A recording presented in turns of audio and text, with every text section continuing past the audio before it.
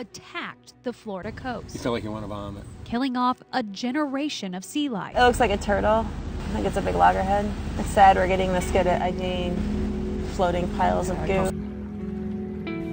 These aren't the images you imagine when you think of Florida, but this is the reality of what's currently happening in the state. The worst outbreak in years of toxic algae known as red tide is killing thousands of sea creatures in southwest Florida and harming the tourism business. Red tide occurs naturally each year from Sarasota to Marco Island. It typically lasts about 6 months. This year's season is in its 9th month. Red tide produces, among other things, brevetoxin, which attacks the nervous system of wildlife and humans. The result?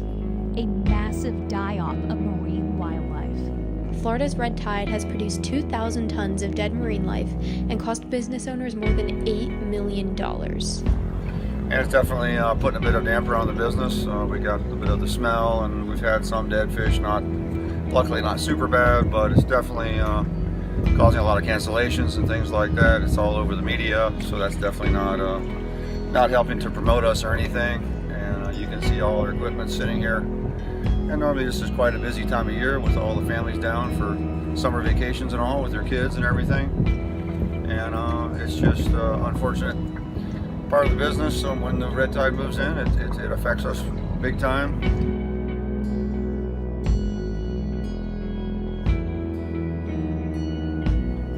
Red tide has lasting impacts on marine life, marine ecosystems, and human health. The Florida red tide is a small, microscopic, harmful algal bloom that produces a really potent neurotoxin. Beachgoers inhale that toxin. It's actually a trigger for asthma. We had a massive dolphin die-off. With the manatee, they're inhaling it as well, and they eventually do perish. Red tides, when they come to our community, affect us in so many ways. No one should get sick from a day at the beach. Visitors from states like Louisiana and Texas shocked to see Siesta's shoreline. The choking, gagging, coughing, and the horrible smell. Several months into the red tide outbreak, Sarasota County, where Siesta Key is located, finally gave lifeguards respirators to combat the short-term effects of red tide. However, this only happened after articles began circulating on social media which showed the possible cancerous effects of red tide.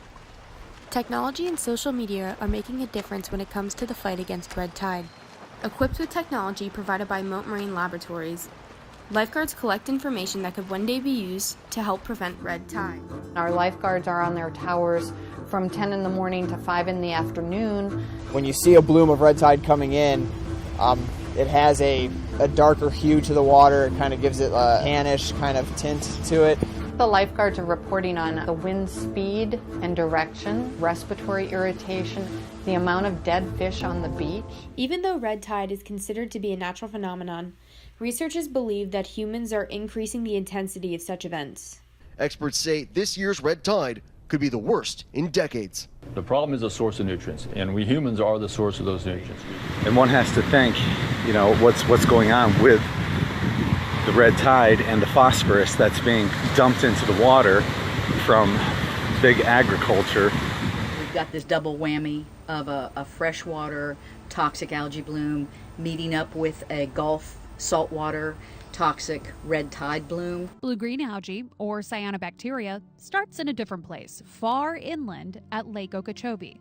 It finds its way to the coast when lake water, rich in the bacteria and the fertilizer and nutrients needed for the bacteria, is released down the Caloosahatchee River in order to protect farmland and towns near the lake from flooding in a hurricane. The cyanobacteria is something we have to address. The blue-green algae becomes 6-inch thick mats of rancid sludge along the canals and the coast. It also produces toxins that can cause skin irritation and trouble breathing, but has long-term effects that are far more sinister. Yeah, because it's a hepatotoxin, so you'd have liver damage and kidney damage. Your liver can recover, so if you're a healthy person, as long as you don't get a fatal dose, you will recover. Concerned citizens have been using social media to organize protests aimed at getting the government's attention of these water quality problems. They're tough. I know it's hard to be out here. Well, this is why we're out here. But look, you see what's looking in front of our feet with all the dead marine life. We're here to stand up for all you. This is awesome. It's just too sad that it takes this to happen, but at least we're showing that some people care.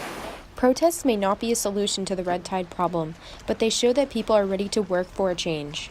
There's no telling how long this could last. The worst bloom on record, back in 2006, lasted 17 months. While there's no end in sight yet, people like local lifeguard Scott Ruberg are taking to social media to let others know about the current red tide conditions. Hey everybody, welcome to Scooter Beach's Facebook page. I'm here on Siesta Key, the island we love.